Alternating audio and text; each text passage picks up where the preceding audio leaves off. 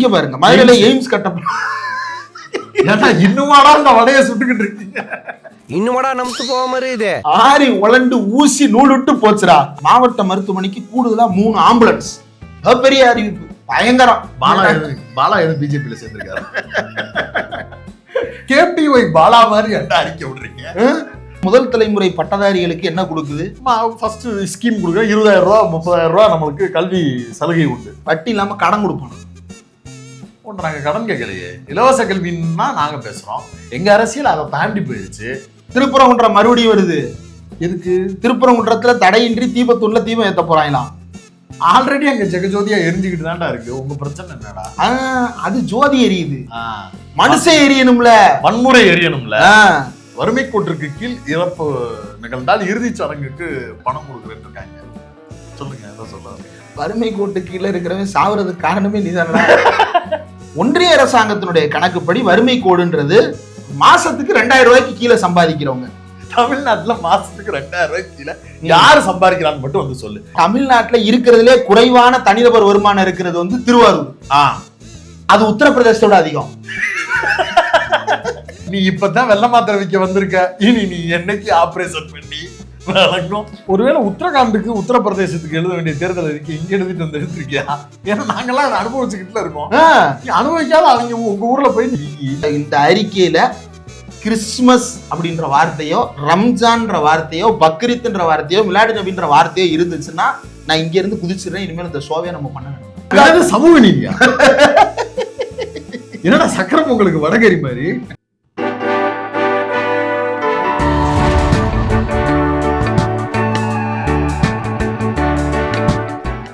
பாஜக தேர்தல் அறிக்கை வெளியே. ஆமா, என்னவா தேர்தல் அறிக்கைன்னா என்ன? அதுல ஒரு தேர்தல் வரி பார்த்தேன், ரொம்ப ஆபத்தா இருந்தது. தைப்பூச திருவிழாவை தமிழ்நாட்டின் திருவிழாவாக மாற்ற போகிறார். அதுக்கு தான் ஏற்கனவே எடப்பாடி விடுமுறை கொடுத்துட்டாரு. விடுமுறை கொடுக்கறதாண்டா எங்களுக்கு திருவிழா, அவ்வளவுதான்டா, முடிஞ்சுரா. அதுக்கு மேல என்ன பண்ணணும்? இல்ல, விடுமுறை கொடுத்து அரசாங்க சார்பா காவடி எடுக்கணுமா? அவன் கொண்டாடுறான், விரும்புறவன் கொண்டாடுறான், தாராளமா கொண்டாடு. தீபாவளி எப்படி கொண்டாடுறாங்களோ, ரம்ஜான் எப்படி கொண்டாடுறாங்களோ, கிறிஸ்துமஸ் எப்படி கொண்டாடுறாங்களோ, அதே மாதிரி தைப்பூசத்தையும் கொண்டாடிட்டு போறோம். இந்த அறிக்கையில கிறிஸ்துமஸ் அப்படின்ற வார்த்தையோ, ரம்ஜான்ற வார்த்தையோ, பக்ரீத்ன்ற வார்த்தையோ, மிலாடி நபின்ற வார்த்தையோ இருந்துச்சுன்னா நான் இங்க இருந்து குதிச்சிடுறேன். இனிமேல் இந்த ஷோவே நம்ம பண்ண வேணும்.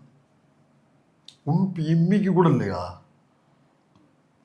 தெரியுதா இவனுக்கு நோக்கம் என்னன்னு? இது பரவாயில்லைங்க. இடையில நானு பார்த்தோன்னே பாஜக சமூக நீதியா? என்னடா சக்கரம் உங்களுக்கு வடகரி மாதிரி? சமூக நீதி. ஆமா, சமூக நீதியில அறிவிச்சிருக்கிறாரு. திட்டத்தை பாத்தீங்களா? என்னன்னு? மத்திய அரசின் சாதி ரீதியிலான மக்கள் தொகை கணக்கெடுப்பிற்கு நாங்கள் முழு ஆதரவை வழங்குவோம். அப்ப நீ யாரு? நீ தானப்பா மத்திய அரசு, நீ தானே கொடுக்கணும். சரி, நீ ஆதரவு கொடுத்தவே நேரம் நடத்தி இருக்கலாமே. ஆமா, முதலமைச்சர் மாநில அரசு கண்ட்ரோல்ல இல்லைங்க, இது மத்திய அரசு கண்ட்ரோல்ல இருக்குன்ட்டாரு. அப்படியா? என் கண்ட்ரோல்ல எதுவுமே இருக்கக்கூடாதுன்னு நீ சொல்லுவ. இப்ப என் கண்ட்ரோல்ல இருக்குன்னு சொல்றேன்னா அப்ப உன்னை பழி வாங்குறதுக்காக நான் நடத்திடுறேன் அப்படின்னு நீ நடத்தி இருக்கணுமா இல்லையா? 2021 பண்ணிருக்கணும். நீ என்ன சொல்ற கொரோனான்னு? எடப்பாடி என்ன சொல்றாரு? கொரோனாவே இல்லைன்ற. யாரு போய் சொல்றான்? உண்மையை சொல்லு. நீ சொல்றது பொய்யா அல்லது உங்க அடிமை எடப்பாடி சொல்றது பொய்யா? சரி, இப்ப கொரோனா இல்ல நடத்திருக்க வேண்டியதானே? போன வருஷம் நடத்திருக்க வேண்டியதானே? அதுக்கு முந்தின வருஷம் நடத்திருக்க வேண்டியதானே? நடத்த மாட்டானுங்க. ஏன்னா இங்க அவளுக்கு ஏத்த மாதிரியான கருத்து நீ நடத்தவே வேண்டாம். 2011 எடுத்ததை ரிலீஸ் பண்ணு. கேட்டா டிஸ்கிரிபன்சி இருக்கான். எத்தனை பெர்சன்டேஜ்? 1%. 1% வித்தியாசங்கிறது 99% அப்ப சரியா இருக்குல்ல? இருக்குல்ல. கூட எப்பா டெட்டால் விளம்பரத்துல கூட 99.9 தான்ப்பா வரும், 100 வராதுப்பா. நீ பரவாயில்ல விடு, நாங்க அட்ஜஸ்ட் பண்ணிக்கிறோம். நீ டெட்டால குடிக்கிறது இல்ல, கோமியம் தான் குடிக்கிற. அதனால 99.9 வராது, ஒரு 99 வருதுன்னு வச்சுப்போமே. 0.9% தானே பிரச்சனை உனக்கு. நாங்க அதை அனுசரிச்சுக்கிறோம். நீ கூட கூட்டணியில வச்சிருக்கீல்ல, எல்லாரும் அதை கேட்கறவங்க தான். தாராளமா ரிலீஸ் பண்ணு. யாரு இப்ப வேணாம் தடுத்தா வச்சோம் சொல்லு. நீ தான் தைரியமான ஆளு. இல்ல, மக்கள் எல்லாரும் சாதிய தப்பா பதிவு பண்ணிடுறாங்க. என்னண்டு இப்ப புதுசா எடுத்தா மட்டும் சரியா பதிவு. ஒண்ணும் இல்லப்பா, முதல் யார் அப்படின்றது சாதியா பட்டமா தமிழ்நாட்டுல ஆய்வு பண்ணி கண்டுபிடிவாங்க.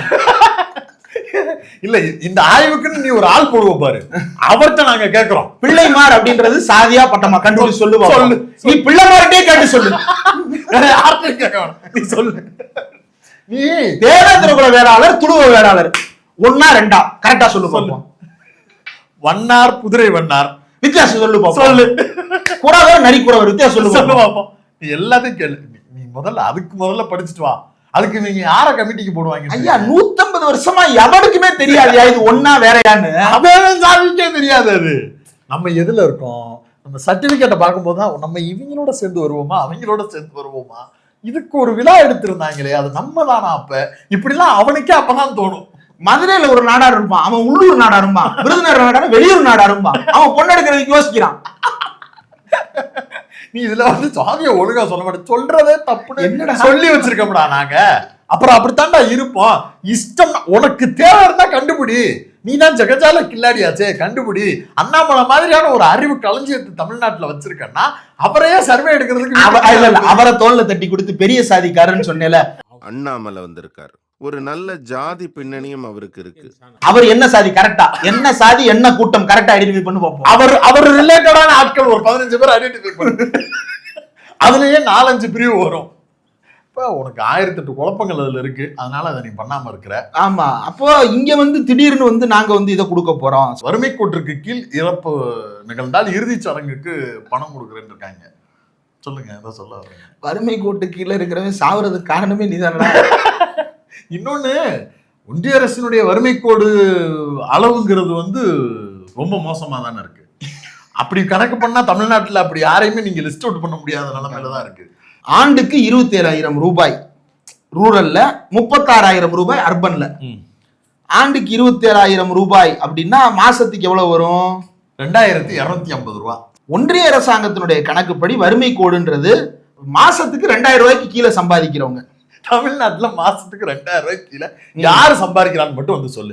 உங்க மோடிஜி சொன்னார்ல சமோசா வித்து கூட பழக்கலான்னு. இங்க தமிழ்நாட்டுல டீ கடையில சமோசா விற்கிற பீகாரி பையனுக்கு சம்பளம் 600 ரூபாய் 700 ரூபாய்.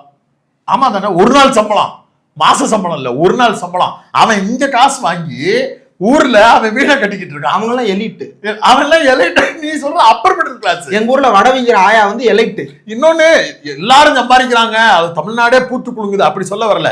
உழைப்புக்கேற்ற ஊதியம் இன்னும் தேவைப்படுதுன்னு நம்ம பேசுறோம். தமிழ்நாட்டுல இருக்கிறதுலே குறைவான தனிநபர் வருமானம் இருக்கிறது வந்து திருவாரூர். அது உத்தரப்பிரதேசத்தோட அதிகம். இன்னொன்னு, மிக குறைவான சம்பளம் யாருக்கு கொடுக்குறாங்க தமிழ்நாட்டுல அப்படின்னா தூய்மை பணியாளர்களுக்கு குறைவான சம்பளம் இருக்கு. அரசே விதிக்கிறதுல வந்து 8,000 தான் கொடுக்குறாங்க மாசம். 7,000 அது 8,000 வந்துருதுல. அப்ப அவங்கதான் வந்து எலிட்டோ எலிட்டு. உன் கணக்குப்படி அது எலிட்டு. ஆக்சுவலா அவங்க உரிமைக்காக பேசுறதுக்கு உனக்கு எந்த தகுதியும் கிடையாது. ஏன்னா நீ லிமிட்டேஷனே அவங்களுக்கும் கீழக்கும் வச்சிருக்க. அப்ப யாருக்கு அதை வச்சிருக்க அதை சொல்லு. ஜெயலலிதாவுக்கா? வறுமை ஒழிப்பு எப்படின்னா, இங்க வச்சா வறுமை நிறைய தெரியுது, அப்ப கீழே வச்சிருக்க ஒழிச்சு வச்சிருவோம். 2 ரூபா போட்டுக்க, ஒழிச்சு வச்சிருவோம், கோட்டை இறக்கி விட்டுருவோம். இவங்க எல்லாம் பாவம் ஏழைங்க, புவர் ஏழைங்க அப்படின்னு யாரை பார்த்து சொல்றாங்கன்னா அம்பானி அதானியை பார்த்து சொல்லிக்கிட்டு அடுத்து என்ன பண்ணுவாங்க? மாசம் 100 ரூபாய்க்கு கம்மியா சம்பாதிக்கிறவங்க தான் ஏழை. வறுமை கோடு என்ன கணக்குல இது இன்னும் அப்படியே வச்சிருக்காங்கன்றது புரியல. இது வந்து ஆமா. அடுத்து சமூக நீதி. சமூக நீதியில தான் 11வது பாயிண்ட். விஸ்வகர்மா திட்டத்தின் கீழ் தகுதியுள்ள அனைத்து கைவினைஞர்களுக்கும் 100% பயன் கிடைப்பதை உறுதி செய்வோம். நீ எடுத்துட்டு வந்து நீ என்ன பண்றன்னா, பிரச்சாரத்துல அதிமுகவுடைய பிரச்சார வண்டிகள்ல ஏறி போய் நின்று ஒவ்வொரு ஏரியாலையும் விஸ்வகர்மா திட்டத்தினுடைய மகத்துவத்தை நீ போய் சொல்ற. சார், நான் என்ன சொல்றேன்னா, உங்க கட்சியில இருக்கிறவா எல்லா பேரும் அந்த விஸ்வகர்மா திட்டத்தின் கீழே இணைந்து அவ குலத்தொழில பண்ணிட்டு இருங்களேன். இல்ல, அத போய் மக்கள்கிட்டையும் சொல்லுங்க. மோடி முன்னுதாரணமாக அதை செய்வாரா? செய்வாரு. எல்லாரையும் செய்ய சொல்லுங்க. அண்ணாமலையை செய்ய சொல்லுங்க, தமிழிசை சவுந்தரராஜனை செய்ய சொல்லுங்க, வானதி சீனிவாசனை செய்ய சொல்லுங்க, எல்முருகனை செய்ய சொல்லுங்க. யார் யாரெல்லாம் கேண்டிடேட்டா இருக்கிறாங்களோ அவங்க எல்லாரையும் அவரவர் குலத்தொழிலை செய்வதற்காக நாம எல்லாரும் விதிக்கப்பட்டிருக்கிறோம். அதனால விஸ்வகர்மா திட்டத்தை நாம எல்லாருக்கும் அமல்படுத்துறோம். முன்னுதாரணமா நான் போறேன் என்னுடைய ஊருக்கு அப்படின்னு வானதியை கிளம்பி போக சொல்லுங்க, தமிழிசையை கிளம்பி போக சொல்லுங்க, எல்முருகன் அவர்களை கிளம்பி போக சொல்லுங்க. அதை செஞ்சு காட்டி மக்கள்கிட்ட ஓட்டு கேளுங்க. அந்தந்த பகுதி மக்கள், பெரும்பான்மையாக அந்தந்த சாதியினர் இருக்கக்கூடிய ஏரியால நம்ம பிள்ளைய நம்ம இந்த வேலை தான் பார்க்க வைக்க போறோம் அப்படின்னு. தொழில் முன்னேற்றத்துல இப்ப ஒரு சிலர் பூ கட்டுறாங்கன்னு வைங்களேன், பூ கட்டுவதை நவீனப்படுத்துவதற்கு நான் கடன் தரேன் வாழ்த்தலாம். அது வந்து தொழிலின் அடிப்படையில் அப்படி பண்ண மாட்டாங்களாம். அவங்க அப்பா எப்படி பூ கட்டுறாரோ அதே மாதிரி புள்ள கட்டணும். மிஷின் வச்சுறாங்க. எங்க காலேஜ்லயே பூ கட்டுற மிஷின் எல்லாம் ப்ராஜெக்ட் பண்ணி கண்டுபிடிச்சிருக்காங்க. அதெல்லாம் வச்சு பண்ண கூடாது. அப்ப நோக்கம் வேற. செருப்பு தைக்கிற தொழிலாளியினுடைய பையன் அதே மாதிரி கையால அந்த செருப்பு தைக்கணும். ஏன் அதுக்கு ஒரு மிஷின் கண்டுபிடிப்போம், அது ஒரு ஃபேக்டரியா மாத்துவோம், அதுக்கு மானியத்துல நான் கடன் கொடுப்பேன். யார் இப்போ வந்து சாலை ஓரங்கள்ல செருப்பு தைக்கிறவர்கள் இருக்கீங்களோ அவங்க எத்தனை வருஷம் வேலை பார்த்திருக்கீங்க அப்படின்னு ஒரு சான்றிதழோட வந்தீங்கன்னா உங்களுக்கு வந்து கோயம்புத்தூர்ல அல்லது இந்த ஏரியால, அந்த மதுரையில, இந்த பக்கம் ஏதாவது ஒரு ஏரியால ஒரு யூனிட் ஒன்று வச்சு தர்றோம், அது குறைந்த அளவுல மானியத்துல பண்ணி தர்றோம், 4 மிஷின் போட்டு தர்றோம், 5 லட்சம் ரூபா மானியம், நீங்க வந்து நவீனப்படுத்தி அந்த மிஷினை தச்சு கொடுங்க, வெளிநாடுகளில இருந்து நாங்க இங்க ஒரு செருப்பு கம்பெனி கொண்டு வந்திருக்கோம், அதுக்கு நீங்க தச்சு கொடுத்து கொடுங்க. அது என்னன்னா, தமிழ்நாடு ஏற்கனவே இந்த காலனி உற்பத்தியில ரொம்ப முன்னேறிய மாநிலம். ஏன்னா நமக்கு அந்த செருப்புக்கு பின்னாடி நமக்கு இருக்கக்கூடிய வலியும் வரலாறு அப்படி சுயமரியாதையோட சம்பந்தப்படுத்தி வச்சிருக்கோம் நம்ம. அதனால நம்ம வந்து அந்த மதிப்பு கொடுத்து செருப்பு தயாரிப்பு இந்தியாவிலே நம்ம தான் நம்பர் 1. ஆமா, இப்ப என்னன்னா நான் லெதர் அப்பேரல்ஸ் வந்துருச்சு. இப்ப நம்ம இந்த கிராக் எல்லாம் போடுறாங்க, கம்பெனியே இங்கதான் கொண்டு வந்திருக்கோம். அதுல தமிழர்கள் தான் பெரிய அளவு முதலீடுலாம் பண்றாங்க.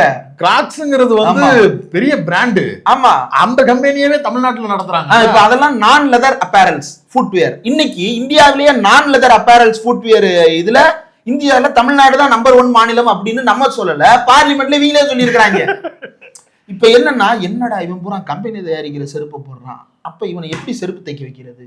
விஸ்வகர்மா திட்டத்துல கொண்டு வருவோம் எல்லாரையும். அது பாரு, அதாவது கீழ இருந்து மேல வரைக்கும் அவன் தொழில அவன் காப்பாத்துறதுல அவனுடைய வர்ணாசிரமம் கரெக்டா இருக்கு. நம்ம பிள்ளைய நானு நீங்க செருப்பு தைக்கிறதன் மூலமா ஒரு பார்ப்பனர் அவருடைய குல தொழிலான மணி அடிக்கிறது, சாமிக்கு பரிகாரம் பண்றதுன்னு அவர் அந்த இடத்துல லக்ஸரியா வாழ்ந்துக்குவாரு. நீ இந்த இடத்துல இருந்து இங்க வர்றதான பிரச்சனை, நீ இங்கே அவர் அங்கே இருப்பாரு, எந்த பிரச்சனையும் கிடையாதுன்னு சொல்லக்கூடிய மோசமான நம்ம அரசு கைத்தறியிலேயே விசை தெரியா மாத்துறதுக்கு நிதி கொடுத்துக்கிட்டு இருக்கு. ஆமா, நீ அதை அப்கிரேட் பண்ணு அப்படிங்கிற. ஏன் மிஷின் அடிக்கிறேன், நீங்க வந்து கையில அடிங்க. இன்னொன்னு, இவர் முதலமைச்சர் வீட்டுக்கு போறாரு, நெசவாளர் வீட்டுக்கு. என்னப்பா நீ நெசவு பண்றியா அப்படின்னு உங்க பையனுக்கு ஆப்போசிட்ல அந்த மிஷின் ஒண்ணு வாங்கி தர சொல்றேன், போட்டு அடிங்க அப்படின்னு சொல்லல. அவங்க பையனை பிடிச்சு, என்ன படிக்கிற, நல்லா படிக்கிறியா அப்படின்னு கேட்கிறாரு. ஏன் கேட்கிறாரு? அப்பா இந்த நெசவு தான், நெசவாளர்கள் அங்க அதிகம் தான், சௌராஷ்டிரா மக்கள் அங்க நெசவு வேலை தான் பாக்குறாங்க, பல ஆயிரக்கணக்கான ஓட்டு அந்த பக்கத்துல இருந்து நெசவாளர்கள் இருந்துதான் அவங்களுக்கு விழுக போகுது. ஏரியாவை காசு பண்ணும்போதே எல்லாம் அவங்களுக்கு, அவருக்கு ஓட்டு தான், அதெல்லாம் மறுக்கல. அவங்க தொழில் குறித்து மேன்மையா ஆஹா ஓஹோன்னு உருக பேசினா எக்ஸ்ட்ரா 1000 ஓட்டு கூட விழுகும் தான். ஆனாலும் அவர் வீட்டு பிள்ளைய அப்பா கஷ்டப்படுற மாதிரி காலில் போட்டு நீ அடிக்க கூடாது, நீ படிச்சு முன்னேறி மேல வரணும், அதற்கு பிறகு அடுத்த இடங்களுக்கு நீ அடையும் போது உங்க அப்பாவுக்கு ஓய்வு கொடுக்கணும்னு நல்லா படுறான்னு அந்த பையன் சொல்லிட்டு போறாரு. இவங்க சில்லற பயிலுங்க, நெல்லுக்கு காசு கொடுத்தா கொடுக்காதன்னு சொல்ற சில்லற பயிலுங்க. அதுக்கு பேர் ஆலோசனையா? இதுக்கு பேர் ஆலோசனை இல்ல, அசிங்கம், அருவருப்பு. இந்த கர்மத்தை நீ எடுத்துட்டு வந்து வெளியில போட்டுட்டு எதுக்கு இப்ப வாங்கி கட்டுற? நெல் வந்து அதிக தண்ணி எடுக்குது, தொடர்ந்து நெல் பயிரிட்டா கிரவுண்ட் வாட்டர் குறையுது அப்படின்னா நீ என்ன செய்யணும்? வேற பயிர் விதை, அதுக்கு நான் காசு தரேன்னு சொல்லணும். ஆமா, நான் அதுக்கும் தரமாட்டேன் இதுக்கும் தரமாட்டேன் அப்படின்னா எதுக்கு விவசாயம்? நீ தரலன்னா நீ தராத, தர்றவன எதுக்கு நீ தரக்கூடாதுன்னு சொல்ற? Who the hell are you? இங்க பாருங்க, ரயில்வே திட்டம் என்னவா பட்ஜெட்ல கொடுங்கடான்னா தேர்தல் அறிக்கையில கொடுக்குறானுங்க. தமிழகத்தில் ரயில் இணைப்பை விரிவுபடுத்துவோம்.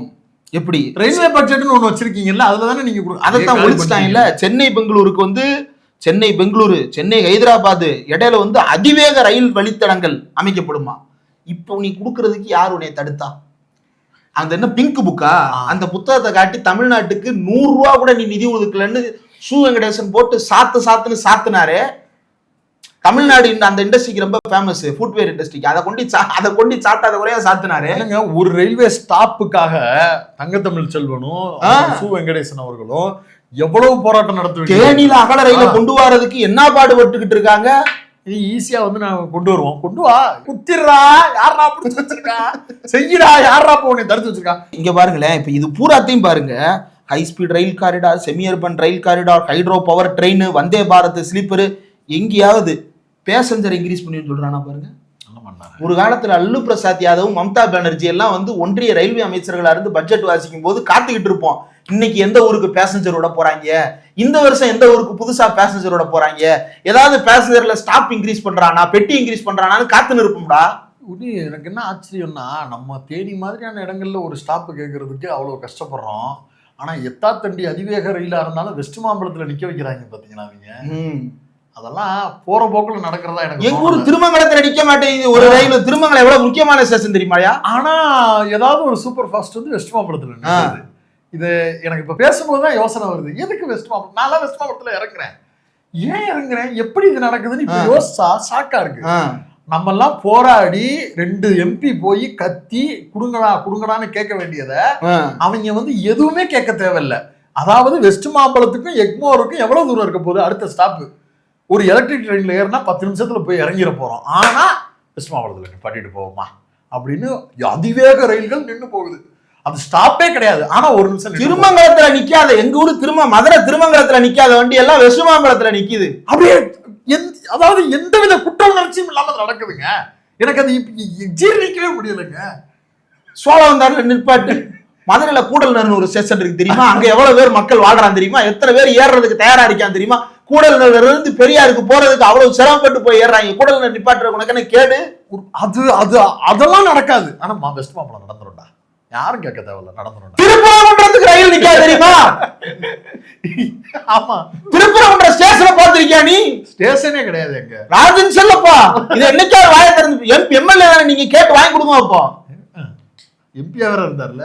சுற்றுலாவை இன்க்ரீஸ் பண்ண போற திருப்பரங்குன்றத்துல முதல்ல போற ரயில நிப்பாட்டுங்க. திருப்பரங்குன்றத்துக்கார முறை திருமங்கலத்துக்கு வந்து ஏறாங்க. உனக்கு ஓம் பிரச்சனை. 2 ரயில் தான் நிக்குது அது திருமங்கலத்துல. அந்த ரயில்ல வந்து திருமங்கலத்துக்கு வந்து ஏறான், இல்ல பெரியாருக்கு போய் ஏறான். கஷ்டம் தான் அது. அதெல்லாம் சரி பண்றதுக்கு ஒண்ணும் கிடையாது. ஆமா, இங்க பாருங்க மதுரையில எய்ம்ஸ் கட்ட இன்னுமாடா இந்த வடையை சுட்டுக்கிட்டு இருக்கீங்க?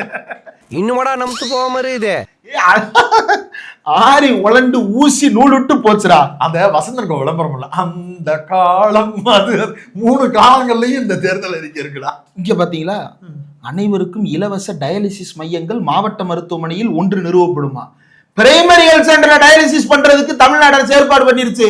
ஏங்க, இல்லம் தேடி மருத்துவமா, மக்களை தேடி மருத்துவம் திட்டம் மூலமா வீட்டுக்கு வீடுக்கு போய் நீலகிரி மலை கிராமத்துல இருக்கக்கூடிய ஏதோ ஒரு ரிமோட் வில்லேஜ்ல டயாலிசிஸ் பண்ணிட்டு இருக்காங்கன்னு அமலர் போனாத நாங்க போய் பார்த்து ஆச்சரியப்படுற. அவர் திட்டக்குழு உறுப்பினர், அவரே சாக்காவுறாரு. மாவட்ட மருத்துவமனைக்கு கூடுதலா 3 ஆம்புலன்ஸ். பெரிய அறிவிப்பு, பயங்கரம். பாலா எது பிஜேபியில சேர்ந்திருக்காரு? கேபிஒய் பாலா மாதிரி அறிக்கை விடுறீங்க. என்ன அறிக்கை விட்டுருக்காங்க இது பாருங்க. இது அப்புறம் 2000 ரூபாய் கொடுப்பாங்களாமே மகளிருக்கு. நீதான் ஓசிபியடா, மகளிருக்கு 2000 ரூபாய். பயந்துட்டியா? அதான் ஸ்டாலின் சொன்னாரு, நான் கொண்டு வந்த திட்டத்தை இனிமே இல்லைன்னு எவனாவது சொன்னான்னா அந்த பயம் இருக்குல்ல, அதை மாத்த முடியாது. அப்படி ஒரு பயம், வேதநாயகம்னா பயம். அந்த பயம் இருக்கிற வரைக்கும் ஸ்டாலின் தாண்டா ஆளுவாண்டு பாஜக தேர்தல் அறிக்கையிலே வருது. அந்த வேலை வாய்ப்பின்மை காரணமாக இஎம்ஐ செலுத்த முடியாதவர்களுக்கு கல்விக்கடன் தள்ளுபடி. இப்ப யார் உன்னை பிடிச்சு வச்சிருக்கா? எனக்குலாம் எஜுகேஷன் லோன் இருக்கு, தள்ளுபடி பேங்க் மொத்தம் உன் கண்ட்ரோல்ல தான் இருக்கு. நீ பிரைவேட் பேங்க் எல்லாம் ஒண்ணும் பிரைவேட் ஸ்டேட் பேங்க்பா, பிரைவேட் பேங்க் எவனும் கொடுக்கிறது கிடையாது கல்வி கடன்லாம். நீ என்ன பண்ண? இந்த கடனை வசூல் பண்றதுக்காக அம்பானியோட டீல் பண்ணி அவன் நம்பரை வாங்கி அன்வான்ட் டைமிங்ஸ்ல எனக்கு கால் பண்ணி டிஸ்டர்ப் பண்ணி காஃப்டால் ஒரு 2 லட்சம் ரூபாயை கேட்டு ட்ரபிள் பண்றான். இவரே சாட்சி. தள்ளுபடி பண்றியா இல்லையா? நீ நேரடியா ஓடிட்ட எல்லா அதிகாரமும் இருக்குல்ல. நீ பண்ற பேங்க் ஒன்னது, ஆமா, வாங்க கொடுத்த கடன் ஒன்னது, வாங்குற வட்டி ஒன்னது. நீ தள்ளுபடி பண்றது உனக்கு என்ன கேடு? தமிழ்நாடு முழுக்க இல்ல, இந்தியா முழுக்க பண்ண வேண்டிய வாய்ப்பு இருந்தும் தமிழ்நாடு தேர்தல் இருக்கையில ஒரு ஓரமா நீ இப்படி போடுறன்னா எவ்வளவு பெரிய பிராடுகார கூட்டம். தமிழ்நாடு அரசு முதல் தலைமுறை பட்டதாரிகளுக்கு என்ன கொடுக்குது? ஃபர்ஸ்ட் ஸ்கீம் கொடுக்குற 20,000 ரூபாய் 30,000 ரூபாய் நம்மளுக்கு கல்வி சலுகை உண்டு. வட்டி இல்லாம கடன் கொடுப்போம். ஒன்று நாங்க கடன் கேட்கலையே, இலவச கல்வின்னா நாங்க பேசுறோம். எங்க அரசியல் அதை தாண்டி போயிடுச்சு. நான் இன்ஜினியரிங் ஃபர்ஸ்ட் கிராஜுவேட்டு, எங்க அண்ணன் வந்து கிராஜுவேட் ஆகி முடியல, அதுக்குள்ள நான் இன்ஜினியரிங் ஜாயின் பண்றேன். கலைஞர் அப்பதான் அந்த சிக்கல் ஐடென்டிஃபை பண்ணி சொல்றாரு, ஃபர்ஸ்ட் கிராஜுவேட்டா அவன் ஆயிட்டானா முத பையன், அவனும் படிச்சுக்கிட்டு தான் இருக்கான் அப்படின்னா 2வது பிள்ளையும் ஃபர்ஸ்ட் கிராஜுவேட்லயே சேர்றான்னு சொல்லி 2 பேருக்கும் ஃபர்ஸ்ட் கிராஜுவேட்டுக்கான சலுகையை கொடுத்தாரு. அது அடிப்படையில தான் நாங்க படிச்சோம். அந்த காசை எங்களுக்கு திருப்பி கேட்கவே இல்லை. ஆனா மாறா நான் மேற்கொண்டு வாங்கின கடன் இருக்குல்ல, அந்த கடன் உன்கிட்ட வாங்கினேன், அந்த கடனுக்கு நீ அம்பானியை வெட்டி எனக்கு போன் அடிக்கிற. பாருங்க, திருப்பரங்குன்றம் மறுபடியும் வருது. எதுக்கு? திருப்பரங்குன்றத்துல தடையின்றி தீபத்தூண்ல தீபம் ஏத்த போறாங்களாம். ஆல்ரெடி அங்க ஜெகஜோதியா எரிஞ்சுக்கிட்டு தான்டா இருக்கு. உங்க பிரச்சனை என்னடா? அது ஜோதி எரியுது, மனுஷன் எரியணும்ல, வன்முறை எரியணும்ல. பாத்தீங்களா, திமுக ஆட்சியில் விலைவாசி உயர்வால் அவதிப்படும் தமிழக பெண்களின் சுமையை குறைக்கும் வகையில் ஆண்டுக்கு 3 விலையில்லா சிலிண்டர்கள் வழங்கப்படும். யாருப்பா உன்னைய தடுத்து? ஏண்டா ஐயப்பன் கடைக்கு டீ போடுறதுக்கு ஒரு சிலிண்டர் ஒன்னால கொடுக்க முடியல, டீ குடிக்க முடியலடா, வரக்காப்பியா போட்டு குடிச்சுக்கிட்டு இருக்கோம்டா. ஐயா, இந்த 3 சிலிண்டர் இலவசம் எப்படி வரும்னு நினைக்கிறீங்க? மீதி 9 3 சிலிண்டர் வந்து எல்லா நாளும் கிடையாது, வருஷத்துக்கு 3 அப்படி கிடையாது. எப்படின்னா பொங்கலுக்கு ஒரு சிலிண்டர், தமிழ் புத்தாண்டுக்கு ஒரு சிலிண்டரா, தீபாவளிக்கு ஒரு சிலிண்டரா. நீ கட்சி நடத்துறியா வேற எதுவும் நடத்துறியா? சரி, நீ முழுக்க அதையும் பாருங்க. ஒரு மத பண்டிகை அந்த மாதிரியான சென்ஸ்லயே கொண்டு வந்து திட்டங்களை கொண்டு வர வரவேற்கிறேன். பொங்கல் இது 3 சிலிண்டர் ஃப்ரீயா கொடு, ரம்ஜானுக்கு கொடு. ஏன் ரம்ஜானுக்கு சமைக்க மாட்டோம்? டேய் ஒப்புக்கு கூட நீ ஜெயிக்க மாட்டடா, நீ இதெல்லாம் நடைமுறைப்படுத்த மாட்டே. நீ இந்துக்களின் பாதுகாவலர் தானடா? நாங்க பூரா பேரும் பாயிட்ட தான்டா ரம்ஜானுக்கு பிரியாணி வாங்கி திம்போம். இந்த தடவை சாதி கண்ணன் பிரியாணி வாங்கினேன். சாதி கண்ணன் தான் கொடுத்தாரு, ஒரு டப்பா லெம்பிடுக்காண்டு கொடுத்தாரு. எனக்கு யாரும் தெரியல அண்ணன் அப்படின்றேன். அவர் சொல்றாரு, தம்பி சிலிண்டர் பிரச்சனைடா, அண்ணன் கம்மியா தான்டா சத்தியமா சொன்னாரு. மதுரையில எங்களுக்கு மாடி வீட்டு பாய் கொடுத்தாரு, எங்களுக்கு தூக்கி வாரி போட்டுருச்சு. ஒரு கேஸ் சிலிண்டரு ரம்ஜானுக்கு கிடைச்சா இந்துக்களுக்கும் மித்த மக்களுக்கும் எக்ஸ்ட்ரா பிரியாணி கிடைக்கும்டா. அதன் அடிப்படையில் இந்துக்களினுடைய முன்னேற்றத்துக்காகவாது இந்துக்களுடைய பிரியத்துக்காகவாது நீ சிலிண்டர் கொடுக்கணும்ல. நீ என்னைக்கும் ஜெயிக்க மாட்ட. சும்மா ஒரு பேச்சுக்கு ரம்ஜானை சேர்த்துதான் போட்டா உனக்கு என்ன கேடு? கிறிஸ்துமஸ் என்ன தக்காளி தூக்கா? அதான் கேக்குறேன். சரிடா, கிறிஸ்துமஸ் சரிடா, ஈஸ்டர் சரி, வெள்ளி புனித வேலை ஏதாச்சும். அந்த ஒயின் கேக் தயாரிக்கிறதுக்கு அவ்வளவு தேவைப்படும்டா. இப்ப எங்க பார்த்து தயாரிக்கிறாங்க, தயாரிக்க மாட்டாங்க. கோல்டு மாங்கு ரேட்டு முதல்ல ஏற்றி வச்சிருக்கீங்க, ஒயின் கேக் தயாரிக்காம வெறும் கேக் கொடுக்குறாங்க. இங்க பாத்தீங்கன்னா குடிநீர் ஏடிஎம்களா? ஏண்டா ஆபீஸ்க்கு ஆப்போசிட்ல இருக்கிற பஞ்சாப் நேஷனல் பேங்க் ஏடிஎம் பல மாசமா ஒர்க் ஆக மாட்டேங்குது. எங்க ஆத்தா 10 ரூபாய்க்கு பாட்டில் வித்தப்பயே, தண்ணி பாட்டில் வித்தப்பயே நாங்க திட்டினவிக்கடா. தண்ணி எதுக்குமா காசு கொடுத்து விக்கிறீங்க? இப்ப தமிழ்நாட்டிலேயே முதலமைச்சர் வந்து 2 தடவை நமக்குனா பாட்டில தண்ணி நிரப்புற மாதிரி பல இடங்கள்ல வந்துருச்சு. 10 பைசா காசு வாங்க மாட்டாங்க, சும்மாவே தட்டி எடுத்துட்டு போயிடலாம். இலவசமா குடிநீர் இருக்கணுங்கிறது அவசியம், அத்தியாவசியம். ஓதுவார்கள் வந்து புறக்கணிக்கப்பட்டிருக்காங்களாம். தமிழ்நாட்டிலேயே ஓதுவார்கள்ல பார்ப்பனர் அல்லாதவர்களை நியமிச்சு ஓதுவார்கள் நியமனம் இருக்கு. பெண் ஓதுவார்களை நியமித்தது யார்? நீங்க சொல்ற ஓதுவார்கள் அனைத்து சாதியினர், அவா சொல்ற ஓதுவார்கள் அவா. மித்த சாதிக்காரங்கள் எல்லாரையும் ஓதுவார்கள் ஆக்கிட்டீங்கல்ல. ஐயா, மத்த சாதிக்காரன் ஓதுவாரே கிடையாதுங்கய்யா, பார்ப்பனர்கள் தானே ஓதுவார்ல வருவாங்க. அப்புறம் எதுக்கு அதை போடுறாங்க? எக்ஸ்ட்ரா ஓதுவார்கள் இங்க இருக்கிறாங்க, ஆனா இவன் சொல்ற ஓதுவாருங்கிறது பார்ப்பனர்கள். ஏன்னா எக்ஸ்ட்ரா இவங்க எல்லாரும் வந்துட்டாங்க, இவங்க வந்தது வந்து அவனுக்கு எக்ஸ்ட்ரா, இவங்க வந்ததால பார்ப்பனர்கள் பாதிக்கப்பட்டிருந்திருக்காங்கன்றதுதான் சென்ஸ் அவனுக்கு. அரசு துறைகளில் அனைத்து பிரிவுகளிலும் உள்ள காலி பணியிடங்களை நேர்மையான வெளிப்படையான முறையில் என்ன வரணும், தேர்வு நடத்தி. ஆமா ஆமா, அப்பதான் நேர்மையான. அப்படி கிடையாது, 1 லட்சம் இளைஞர்களுக்கு அறிவிப்பு அனுப்பி பணியில் அமர்த்தப்படுவார்கள். யார் அந்த 1 லட்சம் பேர்? ஆர்எஸ்எஸ் காரன். எப்படி மஜாவா தெரியும். இப்படி ஒரு தேர்தல் அறிக்கையை திமுக மாதிரியான கட்சிகள் கொடுக்கணும். நாங்களே வந்து விருப்பப்பட்டு ஒரு 1 லட்சம் பேர் கொடுப்போம், திராவிட இயக்க பின்புலம் இருக்கக்கூடிய நபர்கள் பூரா பேருக்கும் போஸ்டிங் போடுங்க. இவன் இவ்வளவு வெளிப்படையா சங்கீத்தனம் பண்றான்னா அவங்க அந்த பக்கம் நின்று செய்ய வேண்டியதுதானே. இங்க பாருங்க, தொழில்துறை சார்ந்த வேலை பயிற்சி திறன் மேம்பாட்டு திட்டங்கள் வழங்குவோமா? நான் முதல்வன் ஒன்று ஏற்கனவே அதான் போட்டித் தேர்வு பயிற்சி மையம். ஏன்டா முதல்ல தமிழ்ல நடத்துங்கடா தேர்வை. தமிழ்நாடு அரசு ஏற்கனவே நான் முதல்வன் நடத்திட்டு இருக்கு, முதல்ல தமிழ்ல நடத்து. ரயில்வே எக்ஸாம் தமிழ்ல நடத்த மாட்டேன், போஸ்டல் எக்ஸாம் தமிழ்ல நடத்த மாட்டேன், பேங்க் எக்ஸாம் தமிழ்ல நடத்த மாட்டேன், யூபிஎஸ்சி தமிழ்ல நடத்த மாட்டேன், அக்னி வீருக்கு எக்ஸாம் கூட தமிழ்ல நடத்த மாட்டாங்க. அதாவது பயிற்சி கட்டணத்தை திருப்பி தருவாங்களாம். நீ வாங்காம இருக்க வேண்டியதுடா. அதாவது பாஸ் பண்ணாங்கன்னா உனக்கு நான் திருப்பி கொடுத்துருவேன். நீ என்ன வட்டி கடன் நடத்துறியா? கடனை திருப்பி கொடுத்துரு அப்படின்றதுக்கு இலவசமா இருக்கணும் கல்வின்னு பேசிக்கிட்டு இருக்கிறோம், காசு வாங்குவோம், அப்புறம் திருப்பி அந்த 100% திருப்பி கொடுத்துருவோம். அக்கினி வீரர்களுக்கு குரூப் சி குரூப் டில 5% இடஒதுக்கீடு வழங்கப்படுமா? இங்க பாரு, ஹோம் மினிஸ்டர் யாரு? அமித்ஷா. உனக்கு கீழே சென்ட்ரல் ஆர்ம்டு போலீஸ் போர்சஸ் ஒரு குரூப் வேலை பாக்குறாங்க. யார் யாரு? சாஸ்திரிய சீமா பல்லு, CRPF, CISF, BSF, Assam Rifles, அது போக நேஷனல் செக்யூரிட்டி கார்டு, இவ்வளவு பேர் வேலை பாக்குறாங்க. அவங்க யாருமே ஆர்மியும் கிடையாது, அவங்க எல்லாம் எக்ஸ் சர்வீஸ்மேன் கூட கிடையாது. அவங்க எல்லாம் போலீஸ் சொல்லி இடஒதுக்கீடு கொடுக்க முடியாதுன்னு சொன்ன வேண்டி. அதுக்கு நம்மள்ட்ட எந்த இதுவும் கிடையாது, டேட்டாஸ் கிடையாதுன்னா பேசணும். அவனுங்க மாநில அரசாங்கம் பார்த்து கொடுத்துக்கிறட்டுமா?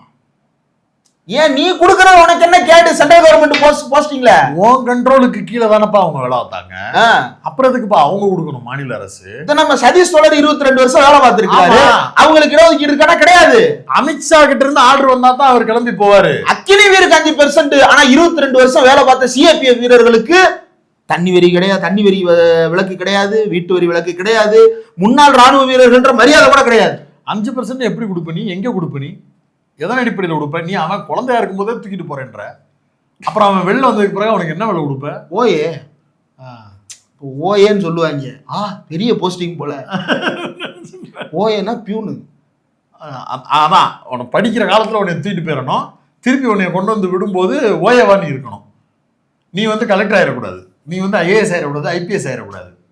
இங்க பாருங்க, ரத்த சோகை ஊட்டச்சத்து குறைபாட்டால் பாதிக்கப்பட்ட குழந்தைகளுக்கு இரும்பு சத்து மாத்திரைகள் வழங்கப்படும்.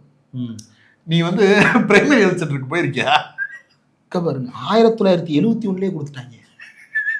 இன்னொன்னு, கருவுற்று இருக்கும் ஒரு தாய வீட்டில் இருக்கக்கூடிய மாமியார் அம்மா எப்படி பாதுகாப்பா பத்திரமா வச்சுக்கணும்னு நினைப்பாங்களோ, அதுக்கு எந்த விதத்துல சளைக்காம தமிழ்நாட்டில் இருக்கக்கூடிய ஆரம்ப சுகாதார நிலையங்கள் இருக்கும். ஐயா, இந்த ஆட்சி வந்து புருஷன்கள் கதரும் ஆட்சிங்க. ஆரம்ப சுகாதார மையத்துல இருக்கிற நர்ஸ் வந்து புருஷனை ஓவர்டைப் பண்ணி, அம்மா மாத்திரை சாப்பிட்டியா, பிள்ளைக்கு ஊசி போட்டியா, டார்ச்சரா இருக்கும். வாரம் போன் பண்றது, அதோட சேர்த்து கிளப்பி கூட்டு வா, ஊசியை போடணும், கிட்டு வாங்கணும், மாவு உருண்டை வாங்கிட்டு போ. கிட்டுல என்ன வருது? போலிக் ஆசிட் மாத்திரை இருக்கு, இரும்பு சத்து மாத்திரை இருக்கு, பவுடர்லாம் இருக்கு. குமாரு, குழந்தை பிறந்த உடனே அவங்க கொடுக்கறதுல குழந்தைங்களுக்கான பவுடரு, குழந்தைங்களுக்கான அந்த கண்ணீர் வராம இருக்கிறது. இவங்களுக்கு ஜான்சன்னா பிடிக்காது. ஓ, ஜான்சன் பாத்தீங்களா?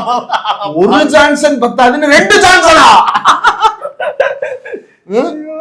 இங்க பாருங்க, 1971 முதலமைச்சர் கலைஞர் தலைமையிலான ஆட்சியில தமிழ்நாடு முழுவதும் இருக்கக்கூடிய விளிம்பு நிலை பகுதியில 6 மாசத்துல இருந்து குழந்தைங்களுக்கு தேவையான, தாய்மார்களுக்கு தேவையான புரோட்டீன், இரும்பு சத்து, வைட்டமின் ஆகிய ஊட்டங்கள் நிறைந்த சத்தான பொருட்கள், தேவைப்படும் பட்சத்தில் சத்து மருந்துகள், பள்ளி மாணவர்களுக்கு சத்துணவு வழங்கப்பட்ட போதிலும் விளிம்பு நிலை பகுதியில் வசிக்கக்கூடிய மக்களுக்கு ஊட்டச்சத்தினை மேம்படுத்தும் வகையில இந்த திட்டத்தை செயல்படுத்தின தமிழ்நாடு அரசு டாக்டர் கலைஞர். ஒருவேளை உத்தரகாண்டுக்கு, உத்தரப்பிரதேசத்துக்கு எழுத வேண்டிய தேர்தல் அறிக்கை இங்க எழுதிட்டு வந்து எடுத்திருக்கியா? ஏன்னா நாங்கெல்லாம் அதை அனுபவிச்சுக்கிட்டுல இருக்கோம். அனுபவிக்காத அவங்க உங்க ஊர்ல போய் இத கலைஞர் மட்டும் இல்லைங்க, 1922 தமிழ்நாட்டுக்கு சத்துணவு திட்டம்னு முதல்ல அறிமுகப்படுத்தினது சர்பிட்டி தியாகராயர்.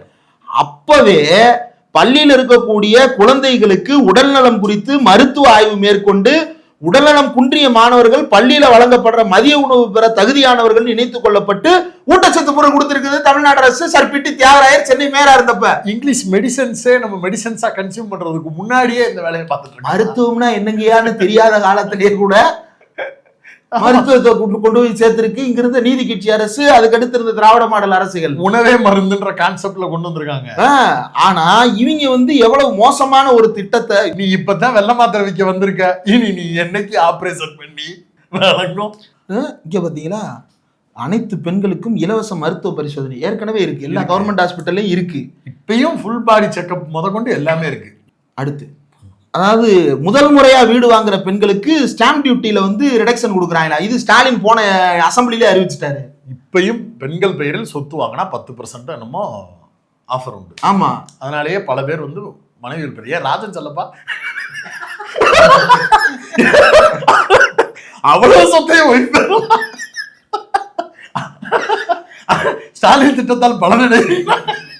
அது எப்படி 2017 வைகாத்துல மணல் கடத்தி, அதுவும் வைப்பேன், ஏழை விவசாயி வைப்பேன்.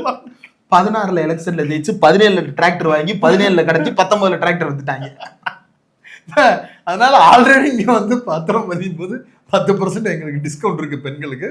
அதனால நீங்க கிளம்புங்க, டாடா பை பை. சரி, பெண்களுக்கு இன்னைக்கு சொத்தை மாத்துறது இருக்கட்டும், பெண்களுக்கு சொத்துரிமைன்னு சட்டத்தை கொண்டு வந்த தமிழ்நாட்டுல வந்து என்னமோ நீதான் பெண்கள் முன்னேற்றத்தை கண்டுபிடிச்ச மாதிரியும், உனக்கு முன்னாடி தமிழ்நாட்டுல எவனுமே வாழ தெரியாதவனா இருந்தது மாதிரியும் பேசுறது. ஆமா, நீ பெண்களுக்கு சொத்து கொடுக்க கூடாதுன்னு சொல்ற கும்பலாச்சு, நீ எதுக்கு அதுக்கு சலுகை எல்லாம் கொடுக்குற?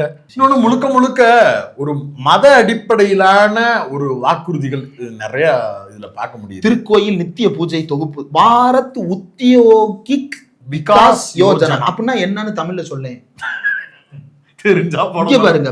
10 பிளக் அண்ட் பிளே தொழில் பூங்காக்கள் ஏற்கனவே முதல்வர் படைப்பகம் இருக்கு. பிளக் அண்ட் பிளே அப்பயே அட்டோட்டையாடா காப்பி அடிப்பாங்க. அதான் இங்க என்ன சொன்னா ஓட்டு விழுகுமோ அதை சொல்றது, அதை இந்துத்துவா சாயம் பூசி அந்த வேலையை பாக்குறது. முழுக்க முழுக்க ஒரு மத அடிப்படைவாதிகளால் தயாரிக்கப்படக்கூடிய ஒரு தேர்தல் அறிக்கை.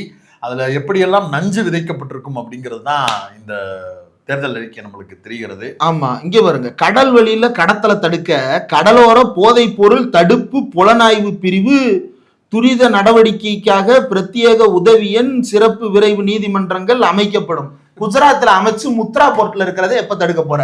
அதை செய்யும் கவர்மெண்ட் தான் நடக்குது. ஒருவேளை இங்க சீமானும் விஜயும் இருக்கிறதுனால அந்த தேர்தல் அறிக்கை அது ஈசிஆர்ல இருக்கிறதுனால சுறா இல்ல. அண்ணன் வந்து பார்டர் வேற வச்சிருப்பாரு, அது பேர் என்ன, நெய்தல் படை வச்சிருப்பாரு. அண்ணனையும் கூட்டணியில சேர்த்துக்கிட்டு தம்பியும் கூட்டணியில சேர்த்துக்கிட்டோம்னா சுறாவும் நெய்தல் படையும் சேர்ந்து பார்டரை ஃபோர்ஸ் பண்ணி தடுத்து நிறுத்திடுவாங்க. நல்லா இருக்கும்.